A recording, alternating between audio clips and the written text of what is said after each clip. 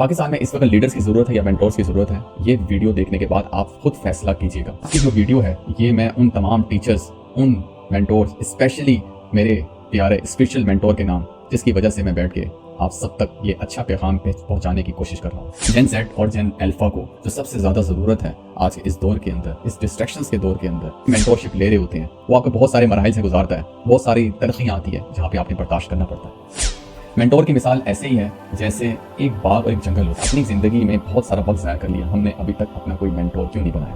तो जिसकी वजह से इनके अंदर एक नाइलिस्टिक एटीट्यूड बिल्ड हो रहा है।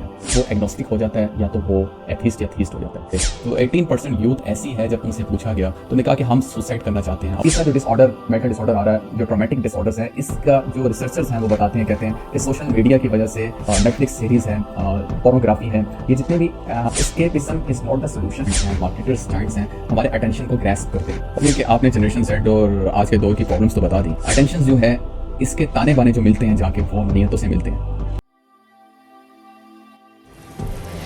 Meet Azaz Wahab, a passionate book reader with the thirst of knowledge, a skilled herbalist harnessing the magic of nature for well-being.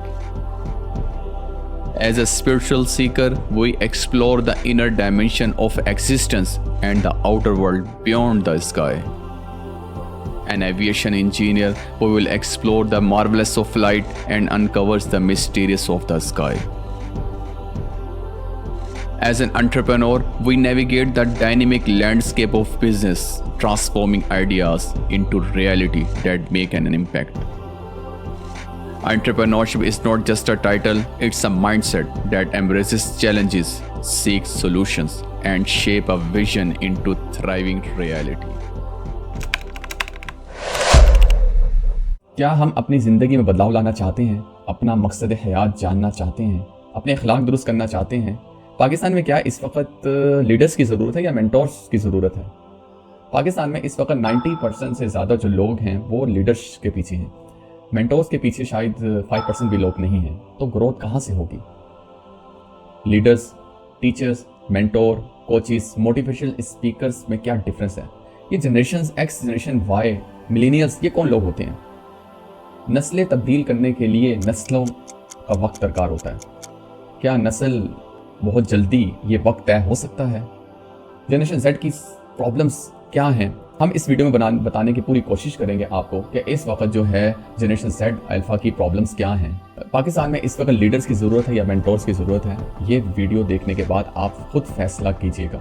और ये बात आप सोचने पे मजबूर हो जाएंगे कि हमने अपनी ज़िंदगी में बहुत सारा वक्त ज़ाया कर लिया, हमने अभी तक अपना कोई मेंटोर क्यों नहीं बनाया? ये वीडियो देखें और फैसला आप खुद कीजिए। पिछली वीडियो में हमने देखा कि पाकिस्तान इस वक्त इन मसाइल में घिरा हुआ है। हम इस वक्त क्या कर रहे हैं और हम इस वक्त कहाँ पे खड़े हैं और हम क्या कर रहे हैं, where we are stand and what are we doing. ये आई बटन मैंने लिंक दे दिया है, एक दफ़ा ये वीडियो ज़रूर देख लेना। उसके बाद हम बात करते हैं जनरेशन के हवाले से, यूथ के हवाले से, कि इस वक्त हम कौन सी जनरेशन में लाई करते हैं। जनरेशन के हवाले से बात करते हैं। जनरेशन जो हैं इस वक्त, जो जनरेशन के हवाले से साइलेंट जनरेशन पहले आती है, जो 1928 से 1945 तक जो इसमें बोर्न हुए, ये साइलेंट जनरेशन कहलाती है। इसमें ये स्ट्रॉन्ग डेडिकेटेड लोग थे। इन्होंने एक डिप्रेशन और वर्ल्ड वॉर्स देखी और इन्हें मुल्कों को टूटते और बनते देखा। उसके बाद आते हैं बेबी बूमर्स जनरेशन आती हैं, जो जिनकी पैदाइश है 1946 से 1964 तक, जो इसमें पैदा हुए वो बेबी बूमर्स जनरेशन कहलाती है। इन्होंने बहुत सारी सिविल राइट्स मूवमेंट्स देखी, इंडिपेंडेंस मूवमेंट देखी। ये जो लोग थे ये कॉन्फिडेंट थे और बहुत ज़्यादा सोशलेबल थे। उसके बाद बारी आती है जनरेशन एक्स की। जनरेशन एक्स बोर्न होते हैं 1965 से 1980 तक। इन्होंने इन इकोनॉमिक्स इनइक्वालिटी देखी, एपिडेमिक्स देखे, डिजीज़ देखी, लाइक एड्स वगैरह। ये जो लोग थे इनकी कैरेक्टरिस्टिक्स ये थी कि ये इंडिपेंडेंट थे और फ्लेक्सिबल थे। फिर उसके बाद आती है जनरेशन वाई, ये मिलेनियल्स कहलाते हैं। 1981 से 1996 तक इन लोगों की पैदाइश इस एरा में होती है। ये इंडस्ट्रियल रेवोल्यूशन का दौर था, बेटर लिविंग स्टैंडर्ड्स आए, एनवायरनमेंट्स डिफरेंट चेंज हो चुके थे पिछली जनरेशन से, जिसमें इन्होंने बहुत कुछ देखा इन्होंने। उसके बाद आती है जनरेशन जेड, जो कि 1997 से 2012 तक उनकी पैदाइश है, जो कि अभी ये जनरेशन मौजूद है। इनके लिविंग स्टैंडर्ड चेंज हो गए, सोशल प्लेटफॉर्म आ गए, टेक्नोलॉजी आई, अचीवमेंट्स आ गई। और उसके बाद जो जनरेशन आती है वो जनरेशन अल्फा है, जो कि 2013 से 2024 तक, जो कि अभी छोटे बच्चे हैं, ये इस दौर में जी रहे हैं जहाँ पे आर्टिफिशियल इंटेलिजेंस आ चुकी है और जो लॉजिकल है और सेल्फ अवेयर है, ये जो कि इंफॉर्मेशन की बम्बार्डमेंट्स मौजूद है। जनरेशन जेड को जो मेजर प्रॉब्लम का सामना है उसमें से जो ये एक है वो ये है कि एक्सपर्ट्स कहते हैं कि मोस्ट डिप्रेसिव जनरेशन है ये, जिन्हें एंजाइटी डिप्रेशन बहुत ज़्यादा है, फिजिकल एंड मेंटल प्रॉब्लम्स भी इनमें ज़्यादा है। ये जो सबसे बड़ा जो मेजर प्रॉब्लम जो इनमें आ रहा है वो ये आ रहा है कि हर तरफ इंफॉर्मेशन मौजूद है और एक क्लिक पे इन्हें तमाम इंफॉर्मेशन मिल जाती है। टेक्नोलॉजी की वजह से, ग्लोबलाइजेशन की वजह से, सोशल मीडिया प्लेटफॉर्म की वजह से, तो उनके अंदर एक चीज़ बिल्ड हो रही है कि जो भी चीज़ का जवाब चाहिए इन्हें एक क्लिक पे मिल जाता है through Google, through different platform. तो जिसकी वजह से इनके अंदर एक नाइलिस्टिक एटीट्यूड बिल्ड हो रहा है। एक फिलोसफर गुजरे हैं फ्रेडरिच, उसने एक फिलोसफी दी थी नाइलिज्म की। नाइलिस्टिक पर्सन वो होता है जो जिसकी ज़िंदगी मीनिंगलेस होती है, पर्पसलेस होती है और उसके अंदर इसकी वजह से उसकी ज़िंदगी के अंदर रिलीजियस के प्रिंसिपल मीनिंगलेस हो जाते हैं। जब बंदा आगे अप्रोच करता है तो वो उसके अंदर दो तरह की चीज़ें पैदा होती हैं, एक वो एग्नोस्टिक हो जाता है या तो वो एथीस्ट या थीस्ट हो जाता है। अब वो बंदा एग्नोस्टिक से मुराद ये है कि या तो वो खुदा के तसव्वुर बिलीव करता है या वो बिलीव नहीं करता, उसको ये ख्याल रहता है, वो तसव्वुर का शिकार रहता है। और अगर वो बंदा खुदा के तसव्वुर से इनकारी हो जाता है तो एथीस्ट हो जाता है, मुनकर खुदा बन जाता है। और अगर वो खुदा के तसव्वुर पे बिलीव कर लेता है तो वो जो है वो थीस्ट कहलाता है। अकॉर्डिंग टू डाटा 18% सिर्फ इसी एटीट्यूड की वजह से पूरे वर्ल्ड के अंदर जो डाटा एनालिसिस है वो ये है कि 18% जो लोग हैं वो एग्नोस्टिक हो रहे हैं या एथीस्ट हो रहे हैं। रिलीजियस जो है हमें तीन बेसिक चीज़ें प्रोवाइड करता है। पहली करता है ethical and moral values provide करता है। दूसरा वो हमें बताता है, फ्रेमवर्क प्रोवाइड करता है कि दुनिया में कैसे रहना है। और तीसरा वो एक खुदा का तसव्वुर देता है कि खुदा तक आपने कैसे पहुंचना है। ये तीन एक रिलीजन के फंडामेंटल रूट्स होते हैं जिस पे इंसान चल के खुदा तक पहुंच पाता है और दुनिया को और अपने आप को समझ पाता है। इसी तरह पाकिस्तान के हवाले से बात करते हैं। पाकिस्तान इस वक्त जो है वो पॉपुलेशन इस वक्त 231 मिलियन है अप्रॉक्सीमेटली, और पाकिस्तान की यूथ जो है वो 5th लार्जेस्ट यूथ है, जो कि अप्रॉक्सीमेटली 200 मिलियंस बनते हैं। तो और यहाँ का लिटरेसी लेवल भी जो है वो 62% है। तो यहाँ की यूथ को अगर कोई डायरेक्शंस या कोई अगर गाइडेंस नहीं मिलेगी तो वो किस पोजीशन पे जाएगी। पहली वजह मैंने बात की आपसे कि इन्हीं यूथ के हवाले से कि वो पर्पसलेस हो जाती है। और दूसरी जो बड़ी वजह है वो डिप्रेशन और एंग्जाइटी की है। डिप्रेशन और एंग्जाइटी किस वजह से आता है? वो इस वजह से आता है कि एक तो पर्पस कुछ नहीं होता लाइफ में, दूसरा टेक्नोलॉजी का ओवर यूज़ है, सोशल मीडिया का ओवर यूज़ है, जिसकी वजह से वो इन्फ्लुएंसर्स से इन्फ्लुएंस हो जाते हैं और उस जैसा बनने की कोशिश करते हैं सोशल मीडिया के ऊपर। और दूसरी वजह हर चीज़ एक क्लिक पे मिलने की वजह से, और दूसरा हर चीज़ जो है वो ऑनलाइन मिलने की वजह से हम लेजीनेस का शिकार हो जाते हैं और लॉनलीनेस का भी शिकार हो जाते हैं। और जब ज़िंदगी में पर्पस भी ना हो और लेजीनेस भी हो और कुछ करने का दिल भी ना चाहे तो प्रोक्रेस्टिनेशंस बढ़ती रहती है। तो एक वक्त आता है वो डिप्रेशन और एंग्जाइटी का शिकार हो जाता है। अकॉर्डिंग टू ग्लोबल सर्वे तो 18% यूथ ऐसी है, जब उनसे पूछा गया तो उन्होंने कहा कि हम सुसाइड करना चाहते हैं, और इसमें से 8% लोगों ने सुसाइड अटेम्प्ट भी किया है। यही जो है जनरेशन जेड एडोलेंस, ये यंगस्टर्स, ये यूथ होते हैं जो कि किसी कौम का मुस्तकबिल होते हैं, किसी मुल्क का मुस्तकबिल होते हैं। ये जनरेशन जेड जो है इस वक्त कौम का मुस्तकबिल है।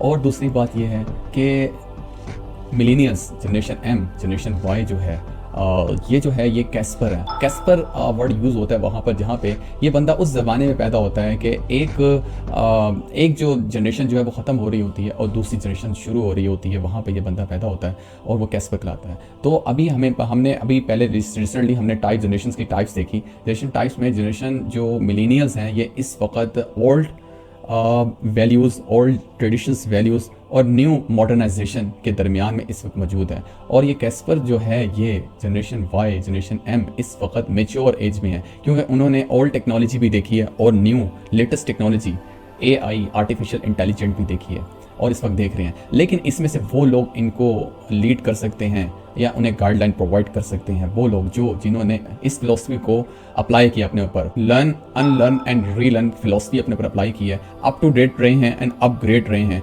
यही मेच्योर हैं जनरेशन एम जो कि लीड एंड गाइड कर सकते हैं जनरेशन जेड को और जनरेशन अल्फा को। ये मैंने आपको दो मेजर फैक्टर्स बताए। थर्ड मेजर फैक्टर्स जो जनरेशन जेड या इस एरा में जो आ रहे हैं, जो सबसे बड़े मेजर प्रॉब्लम्स हैं, उनमें से जो सोशल मीडिया, ग्लोबलाइजेशन, यानी स्पेशली सोशल मीडिया की वजह से या टेक्नोलॉजी का ओवर यूज़ की वजह से आ रहे हैं वो ये आ रहे हैं। थोड़ा सा डिसऑर्डर्स, मेंटल डिसऑर्डर्स की भी बात कर लेते हैं। मेंटल डिसऑर्डर में पहला बाइपोलर डिसऑर्डर्स बहुत ज़्यादा आ रहे हैं, यानी कि उनका पर्सन का मूड, एंजाइटी, उनके एक्टिविटी लेवल, एनर्जी और कंसंट्रेशन बहुत ज़्यादा डिस्टर्ब हो गई है। बाइपोलर डिसऑर्डर्स बहुत ज़्यादा आ रहे हैं। सेकेंडली जो मेंटल डिजीज़ आ रही है वो ओबेसिक कंपल्सिव डिसऑर्डर्स बहुत ज़्यादा आ रहे हैं। इसका मतलब ये है कि recurring thoughts, unwanted thoughts and ideas continuous आना शुरू होते हैं अगर आप कोई एक चीज़ देख रहे होते हैं। तीसरा जो डिसऑर्डर, मेंटल डिसऑर्डर आ रहा है, जो ट्रॉमेटिक डिसऑर्डर्स है, इसका जो रिसर्चर्स हैं वो बताते हैं, कहते हैं कि सोशल मीडिया की वजह से ट्रॉमेटिक डिसऑर्डर्स ज़्यादा हो रहे हैं। इसका ग्राफ ज़्यादा हो रहा है। जो ट्रिगर हो रहे हैं ये डिसऑर्डर्स, तमाम तीनों डिसऑर्डर्स वो सोशल मीडिया की वजह से ज़्यादा हो रहे हैं। यानी कि ट्रॉमेटिक डिसऑर्डर्स ये है कि टेरिफाइंग इवेंट्स की वजह से, ये सीवियर एंग्जाइटी की वजह से ऐसे डिसऑर्डर्स आ रहे हैं। जिस टाइप का कंटेंट हम कंज्यूम करते हैं, जिस टाइप का भी, वैसे ही हम बनते चले जाते हैं। मिसाल के तौर फॉर एग्जांपल नेटफ्लिक्स सीरीज़ है, पोर्नोग्राफी है, ये जितने भी इस तरह की फिल्म्स हैं या इस तरह का कंटेंट है, ये हमें एक साइड पे रिलैक्स तो कर रहा है, लेकिन इसकी दूसरी साइड बहुत ही ख़तरनाक है। ये हमारे अंदर बायोलॉजिकल इफेक्ट लाते हैं, जिससे हमारे अंदर हाइपर सेक्सुअलाइजेशन हो रही है, जिसे हम नहीं समझ सकते। मिसाल के तौर पर एक छोटा सा मैं एक मिसाल दूं, फेसबुक और यूट्यूब या गूगल हमें ट्रेंड वैसा ही देता है जैसे हम सर्चिंग करते हैं। उसका एल्गोरिथम वैसा जनरेट होता रहता है और हम डेली बेसिस पे वही देखते रहते हैं, वही कंज्यूम डाटा करते रहते हैं, जिसकी वजह से हम वैसे ही शेप होते चले जाते हैं और वैसे ही बनते चले जाते हैं। जैसे मिसाल के तौर पर हमारे बायोलॉजिकल इफेक्ट क्या होता है, एक छोटी सी मिसाल मैं आपको देना चाहता हूँ। फेसबुक के ऊपर एक लाइक का एक फीचर है। ये फीचर एक साइकोलॉजिकल ट्रिगर है, ये यानी कि एक रिवार्ड है, और ये क्या करता है, इसके बिहाइंड द मिरर जाएं, एक लाइक करने से आपका डोपामिन रिलीज होता है। तो ये एक मिसाल दी है। इसके अलावा बहुत डीपली अगर जाएं, पिक्सल व्यू में अगर जाके देखें तो बहुत सारी चीज़ें ऐसी मौजूद हैं। और दूसरा, इस जनरेशन के अंदर एक दूसरा मसला बहुत बड़ा आ चुका है, वो है इंस्टेंट ग्रेटिफिकेशन। इंस्टेंट ग्रेटिफिकेशन क्या है कि हमें हर चीज़ में इंस्टेंट चाहिए, हर चीज़ हमें फ़ौरन चाहिए। जैसे हम मिसाल के तो गूगल पे हमें फ़ौरन आंसर मिल जाते हैं, इसी तरह और बहुत सारी चीज़ें ऐसी हैं जो कि हमें इंस्टेंट, फूड हमें इंस्टेंट चाहिए, रिलीफ हमें इंस्टेंट चाहिए, किसी पेन से अगर रिलीफ होना है तो फ़ौरन इंस्टेंट चाहिए। और ये एलोपैथिक इंडस्ट्री ने भी किया। ये गलत नहीं है, बिल्कुल ठीक है, ऐसे ही है, लेकिन इंस्टेंट ग्रेटिफिकेशंस के अंदर हमारे साथ दूसरे मामला भी जुड़ जाते हैं। इसका मतलब ये नहीं है कि हम इस दुनिया में रहते हैं। तमाम बातें जो बताने का मकसद ये है कि हम इस दुनिया में रहते हैं और हम इससे दूर नहीं निकल सकते। Escapism is not the solution. हमने यहीं पे रहते हुए हमने आगे बढ़ना है, इसी का इस्तेमाल हमने सही तरीके से करना है, हम इससे दूर नहीं भाग सकते। एक चीज़ मैं और बताना चाहूँगा, वो ये है कि जितने भी मार्केटिंग एजेंसीज़ हैं, जितने भी मार्केटिंग साइकोलॉजिस्ट हैं, जितने भी सोशल मीडिया ऑनर्स हैं, सोशल मीडिया टीम्स बैठी हैं, ये हमारा जो दो मेन चीज़ें ले रही हैं, वो ले रही हैं टाइम और हमारा अटेंशन। टाइम और अटेंशन, ये दो चीज़ें ऐसी हैं जो कि हमारी ज़िंदगी में बहुत ज़्यादा इंपॉर्टेंट हैं। टाइम अगर वक्त हमारा अगर निकल जाता है तो वापस ये नहीं आता है। Time is very precious. और उसके अंदर जो हमारा अटेंशन है, ये जितनी बड़े जाइंट्स हैं, सोशल मीडिया जाइंट्स हैं, मार्केटर्स जाइंट्स हैं, हमारे अटेंशन को ग्रैस्प करते हैं और इसी को आगे यूटिलाइज करके अपनी इनकम, अपनी ग्रोथ करते हैं ये लोग। अच्छा, तो जो सबसे इम्पोर्टेंट थिंग है वो ये है कि अटेंशन को हम कैसे समझें। थोड़ी सी अटेंशन पे बात कर लेते हैं, लेकिन उससे पहले एक बात जो बताना चाह रहा हूँ वो ये है कि इस दुनिया में अगर हम आए हैं, दोबारा हमने नहीं आना है। हमारा इस वक्त जो है बहुत कीमती है। हमने कुछ देकर जाना है और कुछ लेकर जाना है। जो हमने देकर जाना है वो यूथ के लिए, वो हमें नस्ल के लिए, और हमने लेकर ऐसा जाना है कि आखिरत में हमें वो काम आता रहे। तो हमारा वक्त बहुत ज़्यादा इंपॉर्टेंट है। सोशल मीडिया जो है ये बहुत इंपॉर्टेंट रोल प्ले कर रहा है हमारे अटेंशन स्पैन पर। हमारा अटेंशन स्पैन जो है बहुत कम होता जा रहा है। इसका क्या मतलब है? इसका मतलब ये है कि हम फोकस नहीं रहते हैं किसी भी चीज़ के अंदर। पहले अटेंशन स्पैन बहुत ज़्यादा था, अब अटेंशन स्पैन बहुत कम हो गया है। सोशल मीडिया के हवाले से वो ये है कि जब इंटरनेट दुनिया में आया तो बहुत सारे ऑनलाइन कम्युनिकेशन सोर्सेज आए, जिनमें से अमेरिकन ऑनलाइन कंस्पोजर्स आया 1980s में और 90s में ये आए। फिर उसके बाद फ्रेंड रोस्टर आया 2001 में, और इसी दौरान ही ऑर्किड भी आया था। और 2004 में फेसबुक आया, 2007 में ट्विटर आया। इस तरह दूसरे प्लेटफॉर्म आहिस्ता आहिस्ता आना शुरू हुए पूरे वर्ल्ड के अंदर। इससे फ़ायदा तो ये हुआ कि हमारी बिजनेस में तो ग्रोथ हुई, लेकिन दूसरी साइड पे अगर देखा जाए तो हमारे अटेंशन को ग्रैस्प कर लिया इसने, हमारा अटेंशन स्पैन कम होता रहा। इसका एक पॉजिटिव, हर एक चीज़ का एक पॉजिटिव पहलू होता है और एक नेगेटिव पहलू होता है। हमने एक इतदाल का रास्ता चुनना होता है। लेकिन एज ए ह्यूमन बीइंग हम ज़्यादातर नेगेटिव साइड पे ज़्यादा जल्दी अट्रैक्ट हो जाते हैं और इसी तरह अपनी ज़िंदगी गुजार जाते हैं। अब अटेंशन की बात कर लेते हैं। अटेंशन जो है, अटेंशन स्पैन क्या होता है? अटेंशन जो है इसकी डेफिनेशन वो ये है कि it is a state of consciousness in which a person can respond to a stimulus.